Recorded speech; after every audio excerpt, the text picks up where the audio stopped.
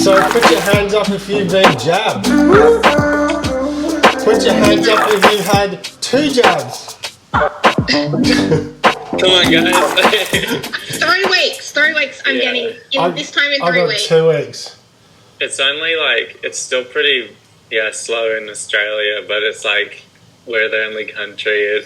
All of my friends have been double jabbed. I feel like I'm behind, but here it's like only like 30% of New South Wales has been double jabbed. So I'm the only one in my family that's not been double jabbed. So my parents and sister got the AstraZeneca. Then my other sister's just had her second Pfizer. So we went together yesterday, and then But I've heard the second Pfizer's the one to be careful with. So whereas the AstraZeneca is the first one.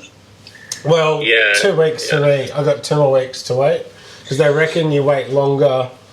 It's advised that you wait longer for your second jab. I waited. I was like, just the sooner the better. Mine was 4 weeks after the first, and the extension isn't as protective, like the time that you're immune, but it's like 60% effective rather than 70% if you shorten the time. So it's like, I'd rather be that sooner and then get a booster shot. Of course. And now you can, obviously we work together, so now you can come to the roastery and help out with cupping and tasting and all that sort of stuff.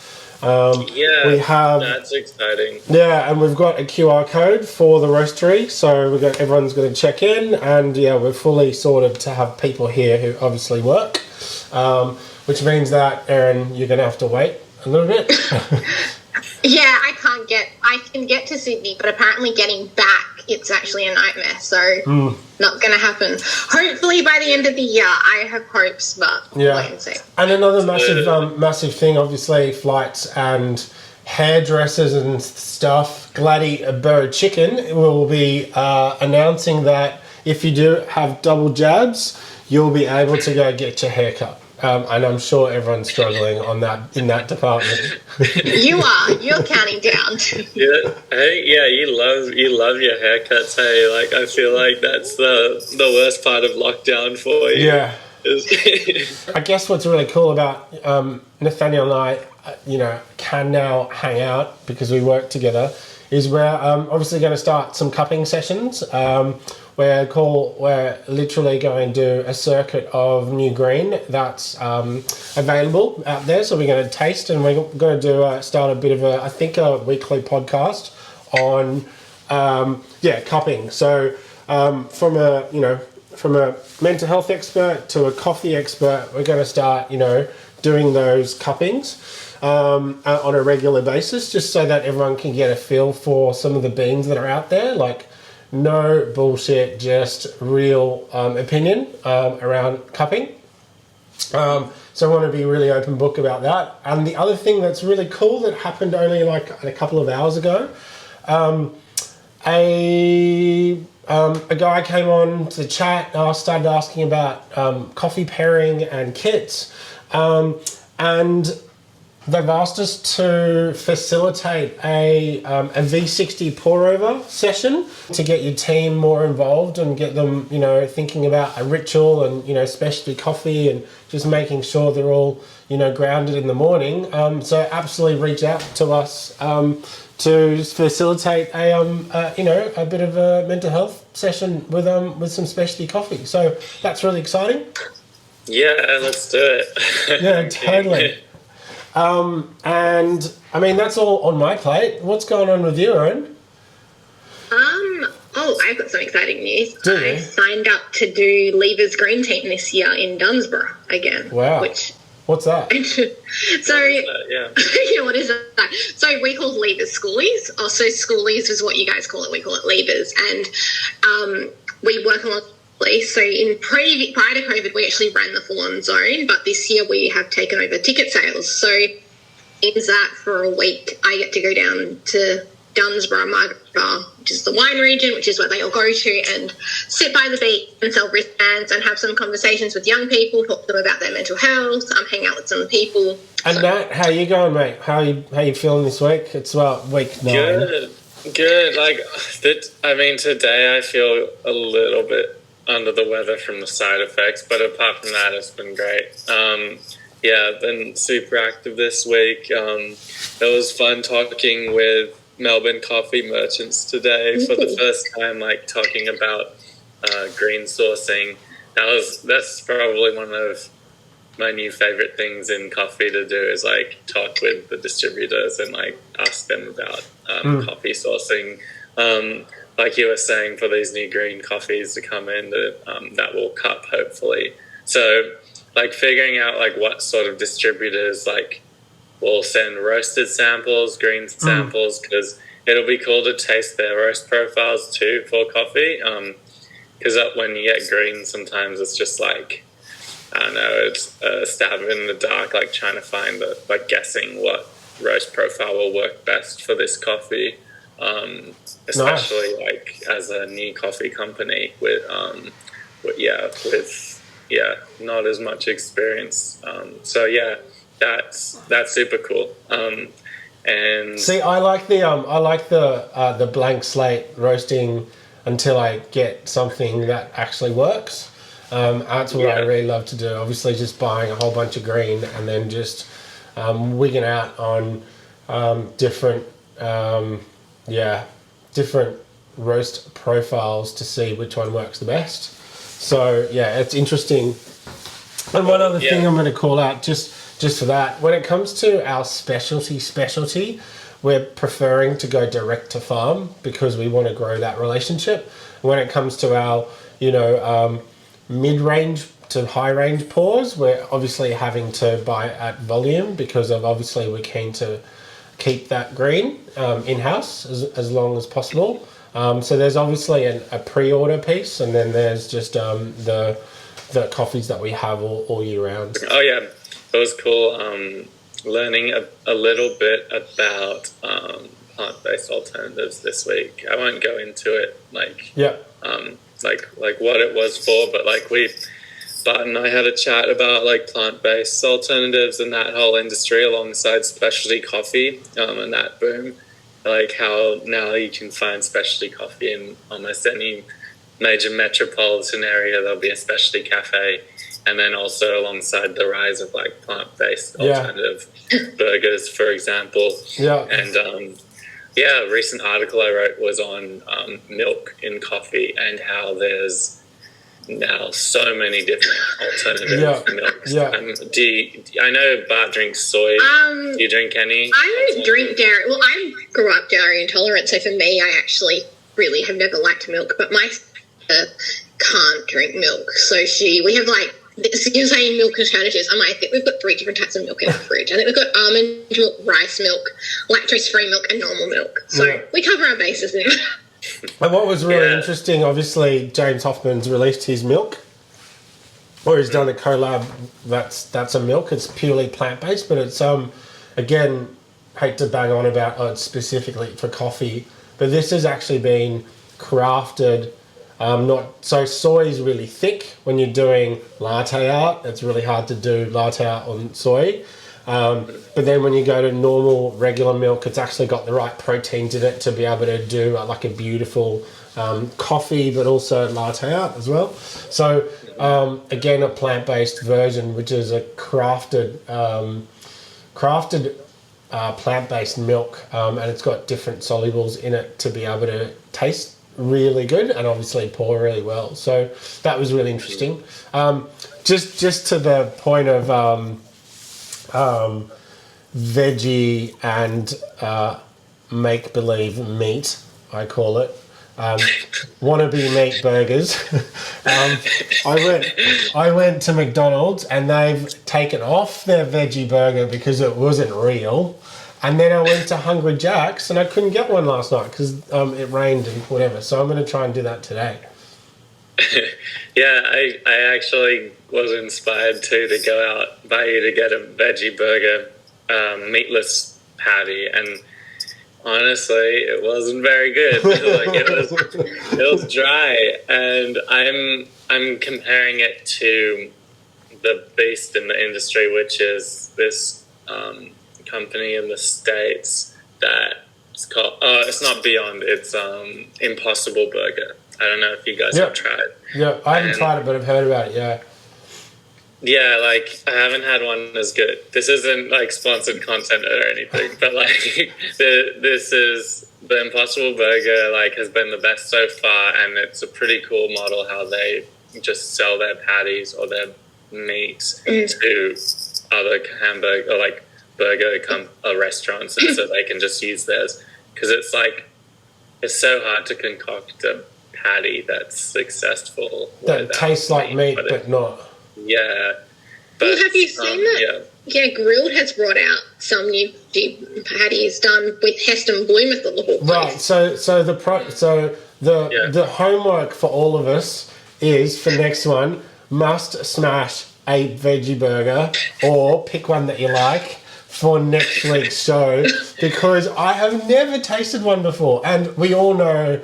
Like, you know, veggie sausages and, you know, all that. Everyone's tried them. They're all crap, right? So, you know, it'd be interesting to find out who likes what's out there.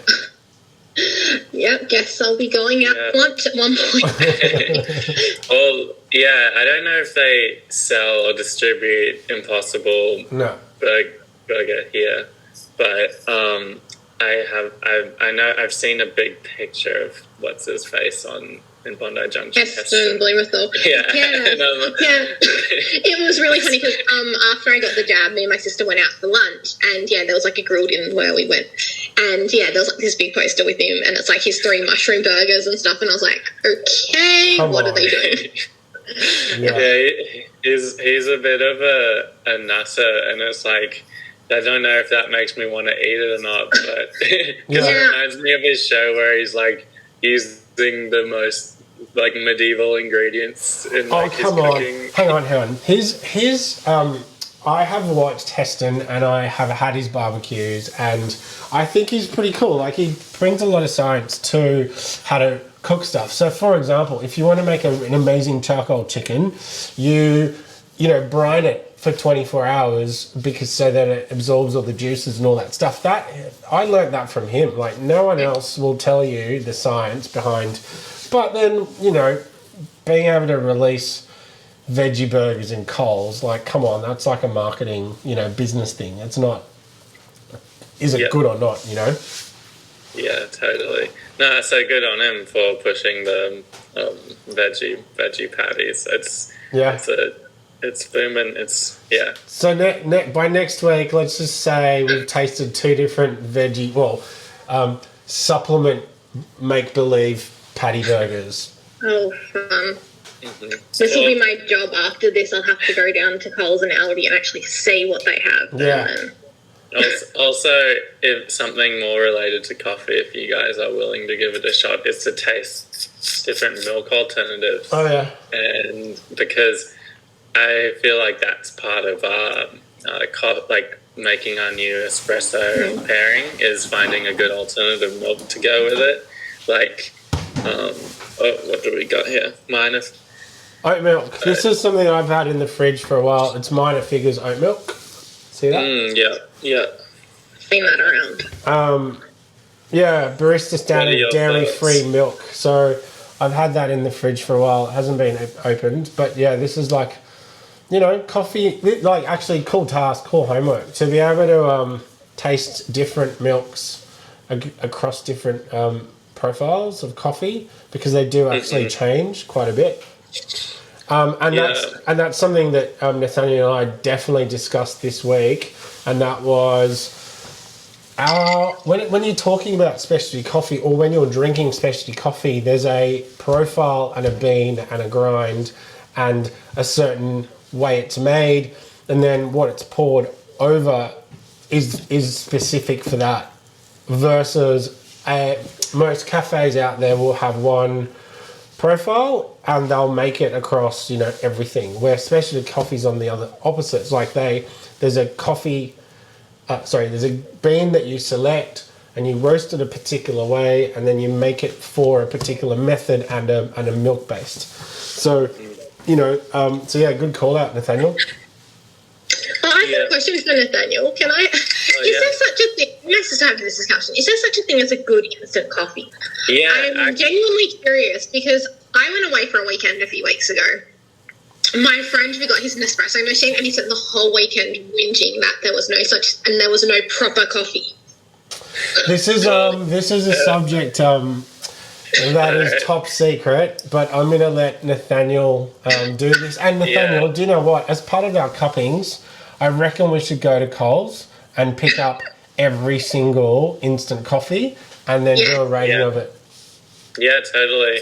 So Erin, to answer that, definitely there is now more than ever, there's specialty instant coffee, and it's taking off. It's the next big thing. It's actually, so I was having a convo with my dad, he runs part of Finca San Teresa, the coffee farm, and he's really thinking about instant coffee. And he was talking to a food scientist over in Singapore, sent him some instant samples from a roaster back in Oregon. And sorry, it's just jumping around the world right now.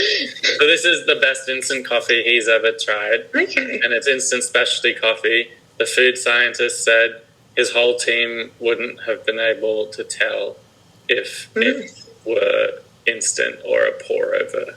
That's how good this instant coffee was. Okay. And he would, like, even if the lead scientist, like, tried it blind, like, maybe he wouldn't either, but he knew it was instant to start off with. So you can buy instant specialty coffees now, and they get really good. Like, any coffee can be is it dehydrated? Yeah, correct. And turn into like a little sachet. With like a 20-year shelf life or something crazy. Whatever it is.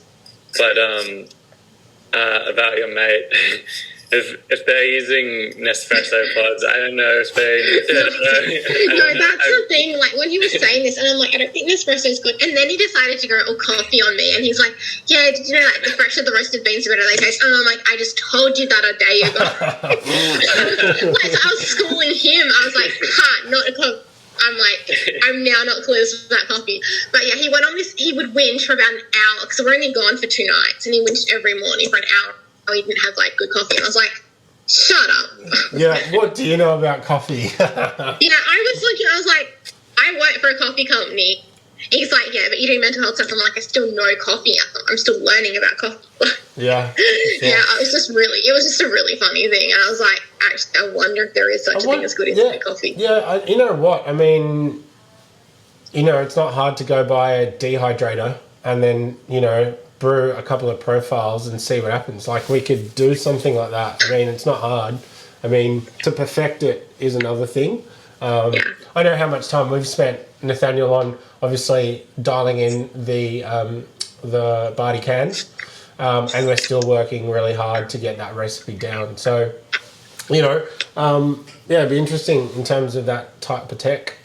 Yeah. Yeah, I'm not actually sure what the process is, but it's different. Like, I'm not, like, you might have to brew it or saturate it and to get it into, like, I don't know, some sort of, like, sludge, and then dehydrate it into, like, a powder, because instant coffee's finer than any grind, like, it's dust, basically, rather than, like, little particle, like, ground coffee. So, it's an interesting thing. It'll be an interesting article.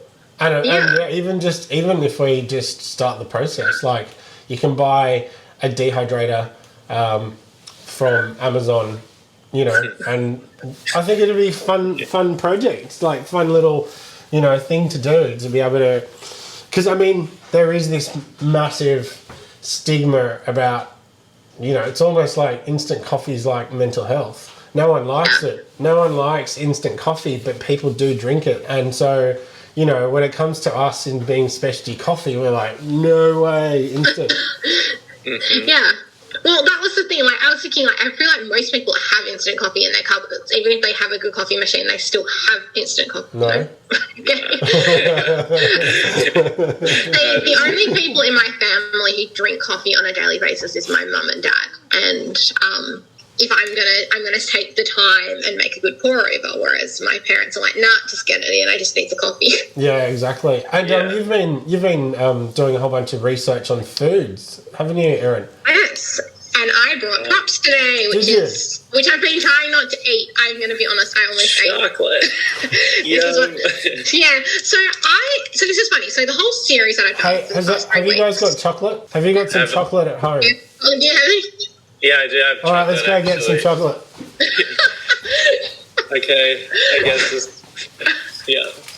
I'm going to grab my hazelnut. I'm going to shut the sliding door because my dad's in the shed again. That was a quick excuse to go eat some chocolate, you know? Yeah, well, here's the thing. So See, I haven't eaten some seriously good chocolates in my life, but I always revert to this bad boy. Cadbury, yeah. It's the $1.50, whatever it is, at the local shops. And it's so good. It's so creamy. It's my favourite. Yeah, for sure. I think it's funny. I always have some sort of chocolate in the house, and then every now and then I'm like, nah, I just need it. This is my sister's favourite. This is like the organic green and black 70%, which is really bitter. You don't need much to get a hit, but, you know, no dairy in it either, so it's vegan. Yeah, right. So yeah, I was looking at how the series got started 3 weeks ago was that Bart mentioned that his wife Rochelle likes celery juice, or he drinks celery juice. I don't know. It was one of those weird things, and I was like, what impact does that have on your mental health? Okay. And then I eventually went into looking at supplements, and it kind of just completely snowballed into a 3-part series. So this is the final part, which was released on Monday, and it's looking at food and also lifestyle changes. So looking at celery juice, walnuts, pistachios, cashews, dark chocolate, and then also meditation and yoga, and also sunshine. Cool. So celery juice, honestly, experts are saying, and even the New York Times did an article on it recently about is it a myth or not. Yeah. And you know, it's got health benefits, but it's not going to make your life better.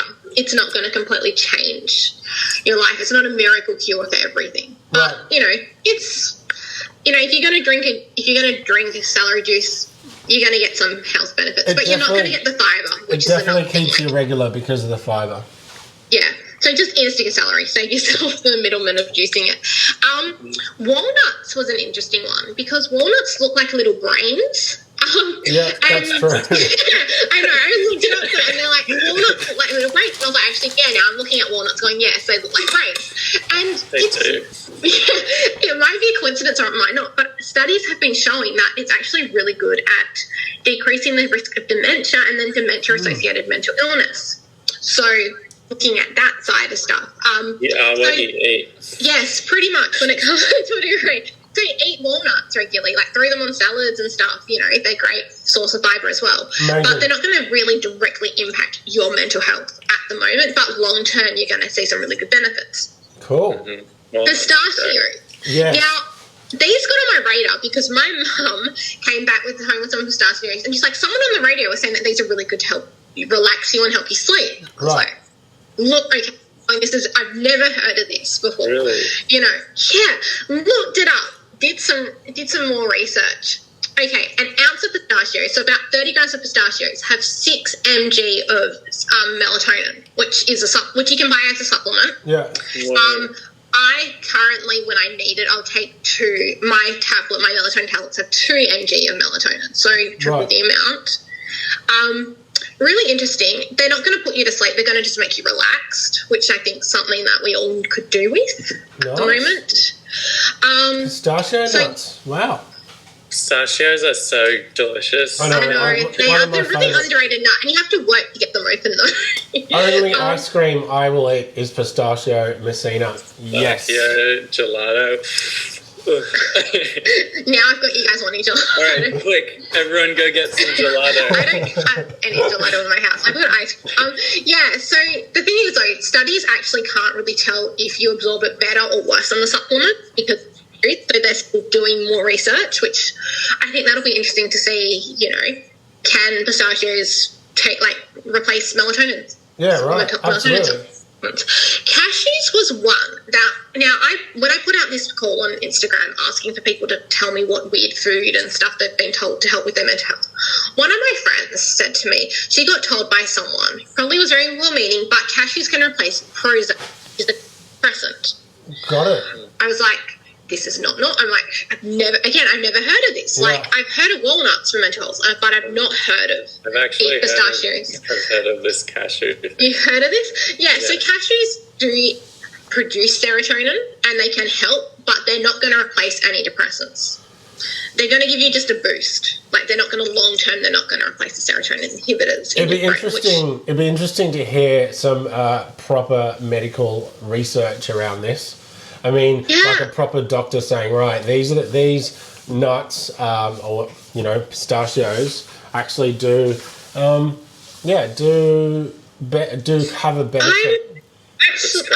It's interesting that I actually want to chat with. I know someone who's a holistic naturopath, so she's not one of those food and everything can heal you. It's very much you have to use it in conjunction with medical advice. So I need to go talk to her about some of this stuff because she's a wealth of knowledge. Like, she knows so much stuff. Yeah, awesome. And to see what her thoughts were, because she was the one who encouraged me to go on the fish oil, which didn't do anything.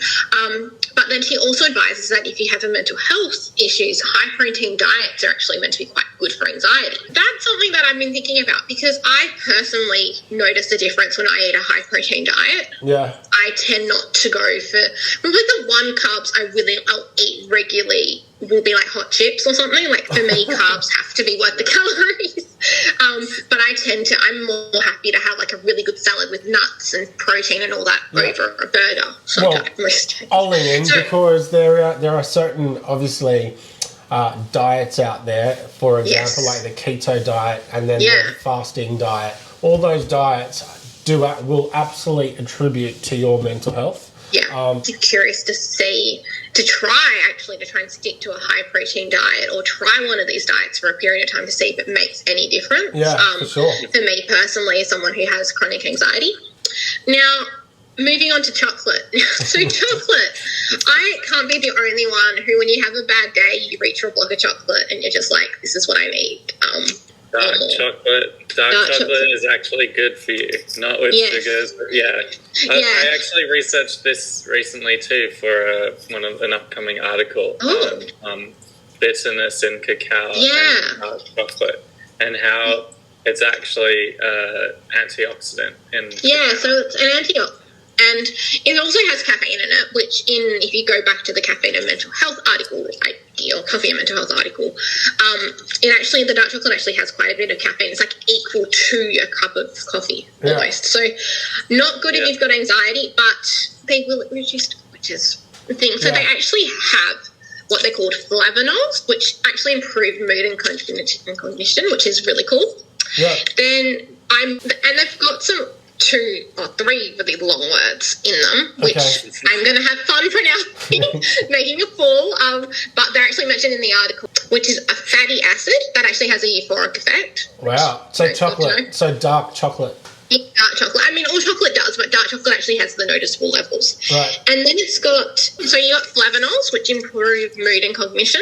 Right. And then, then you've got caffeine and theobromine, which gives energy and cognition. So they all have cognition, which is good, keeps your brain functioning. And then you've got whatever. It increases dopamine, which again is happiness. So, I think if you're in the mid-morning slump or, lockdown's getting you down, eat chocolate. Honestly, we all need. I don't even if it's milk, I think it's going to give you something, which is cool. I looked at meditation and yoga, which putting away the chocolate far away because I do not want to be tempted by it. And they're both really good. Meditation is really good. I'm actually interested to go more into meditation and actually trying it out for myself because it helps clear your mind and helps it's part of it is that you're kind of accepting that you can't change things. Yeah. So you're kind of going, okay, look, I'm clearing my mind. I've got these negative thoughts. I can accept that I can't do anything about them. So it's really that meditation isn't the whole sitting cross-legged or anything. Like, it's actually something that you can do at the doctor's surgery. You can do before you go see the dentist. Like, do deep breathing exercises. That's all meditation. Yeah. Then yoga. So any physical exercise is going to increase your serotonin. But yoga is really good because it's low impact, so it means that most people can do it, which is really good. Unless you're me and you've got no coordination and you're probably falling your face. And it's a good way to train your mind. Yeah, so that's really good. And that mixes up with the meditation. So that has meditation as part of it. Agreed. Yeah. Now, the final point, which I was really interested to read, because when my anxiety was really bad, my mum used to always go for a walk in the sunshine, like get out of the house, you're going to clear your head, mums know best. So obviously you get the serotonin increasing, but sunshine is actually a really big mood booster, which obviously I think that's why you guys are feeling really down with all the rain yesterday. Because if you sit out in the sun for 5 to 15 minutes, you can actually, and the sunlight goes in through your retina, which is your eye, it actually releases the serotonin. Right. So, and also you've got the vitamin D, which is really good for strong bones. It can kind of help all that as well. So it's actually got a lot of health benefits. So as much as we want to say like the sun's evil, slip, slop, slap, if you go and enjoy the sun for a few minutes, or what I've been doing recently, because we've had some really nice weather, is I've been weeding for about 30 minutes every day. Oh, amazing. Which, yeah, our front back lawn is mostly weeds. But, I get that. So you get the energy, you get the serotonin pumping because it's exercise, but you also get the sunshine. And it's, yeah, it makes you feel better. Like, I totally agree. Think there are times when if it's a really nice, I'll work outside in the sun and I'm like, it just helps. I know that, that is absolutely true. I mean, I went and cycled on Monday, went and smashed out. It was quite sunny. It was quite a beautiful day. Yeah, came back home, smashed another whole day. So, yeah, absolutely. Keeping active, being in the sun is, it's free. And if you get 45 minutes to do it, absolutely. Don't underestimate the power of the sun. Yeah. And that's what studies are showing, is that people who live in countries like Alaska's not a country, but it's a state in the US. But, if you live in Alaska where you do get mostly darkness, it actually causes what they call SAD, which is seasonal affective disorder. So, people need to, like, the artificial sun lamps and stuff. That's the thing. Those countries like Denmark and, in Europe and all that, they genuinely, they do suffer from depression 6 months of the year because they don't have the sun. Yeah, for sure. Something interesting about the Scandinavian countries as well, those like dark countries, like they don't have as much sunlight. They also have the highest per capita like consumption amounts of coffee, and there's like really ingrained sort of rituals in the day of sitting down and drinking a tea or drinking a coffee. I forget, there's like a word for it, and it's like cool.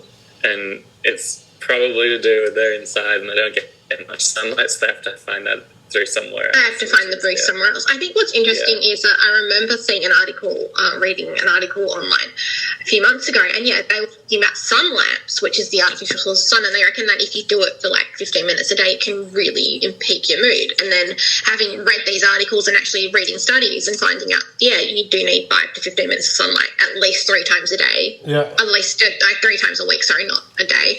It's actually really cool. And I mean, you can combine it. You can combine meditation with sitting out in the sun. You can combine yoga with out in the sun. You can make a snack mix with like pistachios and walnuts and cashews with dark chocolate. Like, you can combine these things, all complement. Yeah, absolutely. I was reflecting on this series that now finished with it, and I realized that nothing can help. Nothing will ever top professional help, but these things can all complement, so they can all help with your mood and your health. So looking at it from a diabetic perspective, so if you're a type 1 diabetic, your pancreas doesn't make enough insulin, you need insulin. But you can help out insulin injecting to yourself by changing your lifestyle, by eating healthier, by doing exercise and stuff. The same thing can apply with mental health. So while we can't, if you've got a chemical imbalance and you need to take antidepressants, then that's fine, but we can help those antidepressants by, increasing your nut intake, going exercising, making sure you get good sleep, using some of those products I mentioned last week, like if you're struggling with sleep, using a weighted blanket to see if that helps. You can help your body out, but it's not going to replace anything. It's just going to, work as a team. Yeah, I really like that. That's you've done such a good job around just bringing it back to, And I totally agree with what you're saying is that, find a ritual, find something to help your moods. There's always tools that you can use on a day-to-day basis to minimize that anxiety or that mental health. Yeah, and that's not important. To say to go off your antidepressants or anything, but know that, we all suffer, we all dip. Increasing... And I'm starting to do a new series on antidepressants starting next week. But, increasing medication shouldn't be taken lightly. So if you can do something that can help your antidepressants work the best they can, definitely do it. Yeah. There's no harm. Yeah. Obviously talk with your doctor before you take any herbal supplements. But, in terms of incorporating stuff into your diet, go for it. Yeah, nice. Well, thanks, Erin. That's awesome. That's really insightful. And Nathaniel, what's on your plate in terms of coffee, or have we already covered it? So there's a milk article coming out in history of milk, and then sort of our transition to plant-based alternatives. Yeah. And something I touched on briefly, and when Erin was talking about chocolate, was bitterness and astringency being an antioxidant. So. This week there was today, a post about how to taste coffee, and I followed up with an article for next week about astringency and bitterness and how it's actually a really important flavor. A lot of people have really negative connotations about bitter as a flavor. Yeah. But it's actually my favorite flavor, and flavor. Yeah, because of how nuanced it is and how like widespread it is in most tastes. Like it's the predominant flavor of all plant life. And so I know that we have a very different palate, me and you. I like my roast, my profile roast a little bit darker, which you call roasty. And you like your more lighter roast profiles for the V60. So, that whole bitter piece is definitely something that's really interesting because I think it's also a generational thing. Like, I come from the old school espresso Italian dark roast types. And I'm moving into more specialty coffee, which is more the lighter roasts specifically for V60s, which are more to do with more of a flavour profile, which are, it's really interesting. That bitter flavour that you're tasting, if it's not like, roasted, it's like the natural bitterness in coffee is an antioxidant. And it's... also known as astringency, this is something new I learned, was astringency is like a subset of bitter.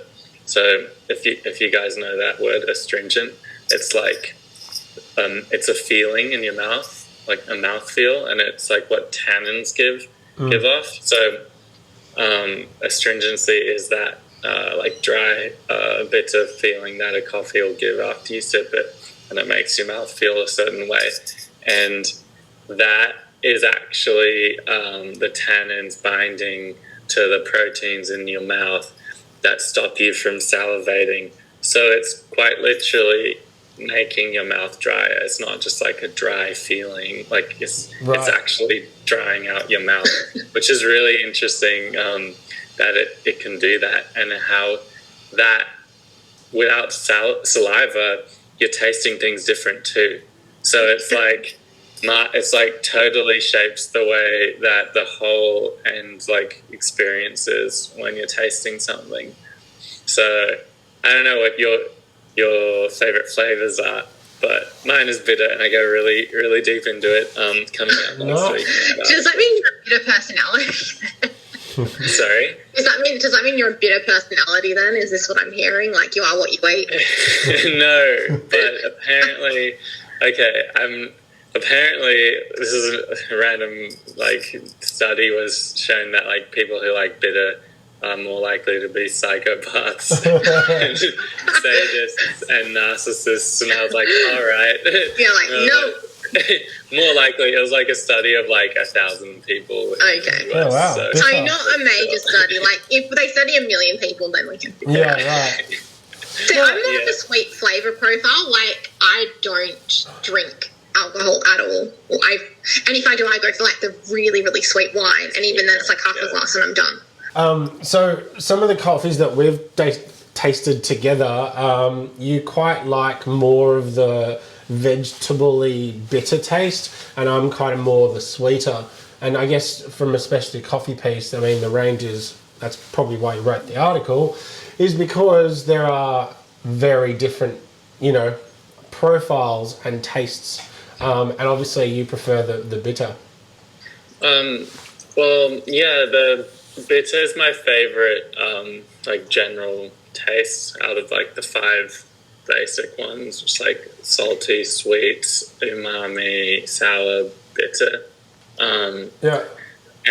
But in coffee, it's a bit more nuanced because it's like an astringency that affects the mouthfeel. It goes into that whole like dryness that I was explaining, which is more than taste. It's like a physical change. Nice.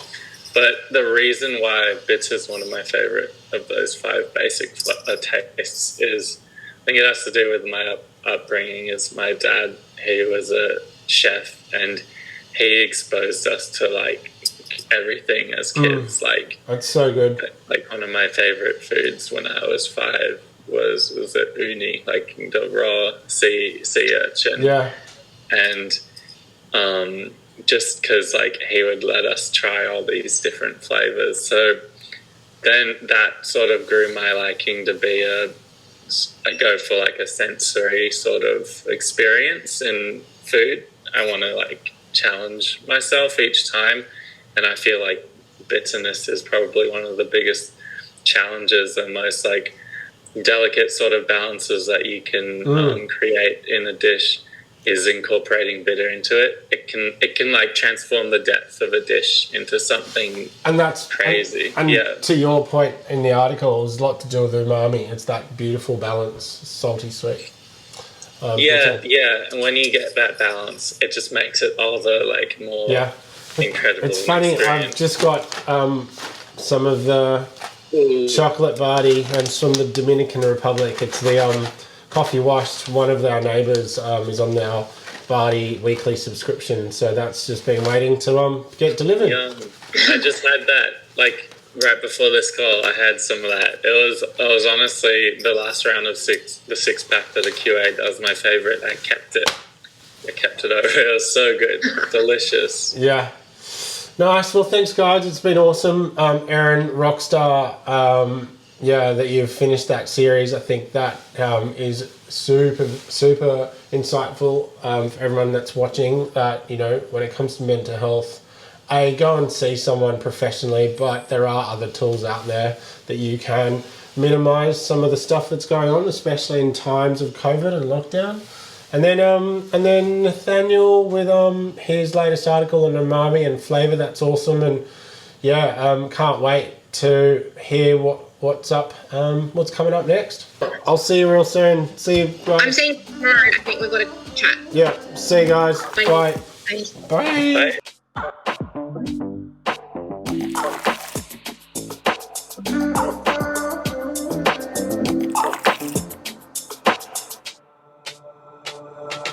Walking on fire, trying not to bend my feet. I'm tired of fighting, saying things we don't mean. You know I don't like it when you're packing your bag and turning your back, calling me a liar, trying not to let my feelings get to me. Sometimes I can't let them go. So now I got these voices. Now I got these voices in my head.